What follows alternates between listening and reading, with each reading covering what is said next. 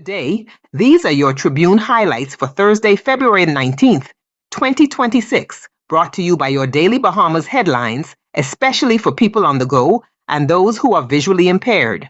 We begin with the main story. 85 inmates have been deported as the government moves to relieve severe overcrowding at the Bahamas Department of Correctional Services at Fox Hill Prison.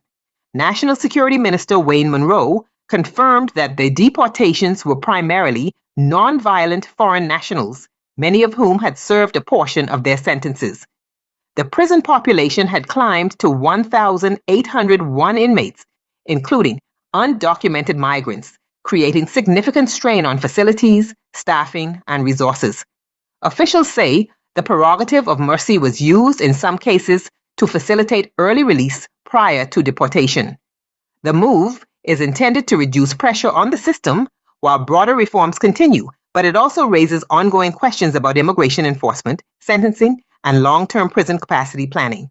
Also on the front page, Works Minister Clay Sweeting has committed to clearing debris from Abaco shanty towns following recent fires. He says demolition and cleanup efforts are continuing, with government agencies working to remove unsafe structures and restore order to affected areas. In a heart-warming story, a police sergeant is being praised after rescuing a family of 4 from a burning vehicle. Sergeant 2543 Michael Farrow pulled the family to safety moments before the car became fully engulfed in flames. His quick response is being credited with saving lives. On the political front, Transport and Energy Minister JoBeth Colby Davis admitted that the Pike energy deal was never tabled in Parliament, contradicting earlier assertions. The opposition has criticized the government over transparency surrounding the agreement.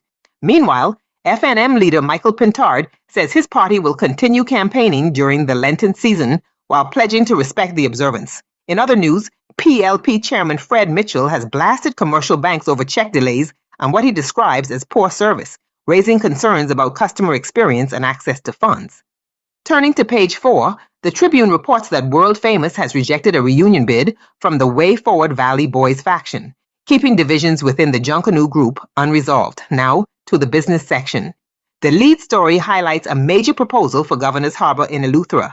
A U.S. gaming developer is pledging what it calls a win-win project featuring a boutique casino and mega yacht marina. The developer says the plan would bring investment, jobs, and infrastructure improvements to the family island, while critics continue to weigh environmental and community concerns. Tribune Business also reports that up to 279 Grand Lucayan staff are set to be terminated by the end of February as the resort sale process moves forward. There is also coverage of the government's move to acquire the International Bazaar property in Freeport, driven by long-standing vesting issues and the Planning Institute bill, which has been pushed beyond February as legislators seek further consultation. The Tribune editorial urges readers to be careful what they believe during election season. It warns about misinformation, manipulated images, and misleading narratives circulating on social media, encouraging citizens to verify facts before sharing content and to remain thoughtful and responsible voters. In the letters to the editor, one writer critiques recent political decisions and calls for stronger accountability in governance. Another contributor reflects on the role of independent candidates and what they can realistically achieve within the parliamentary system, urging voters to think carefully about their choices.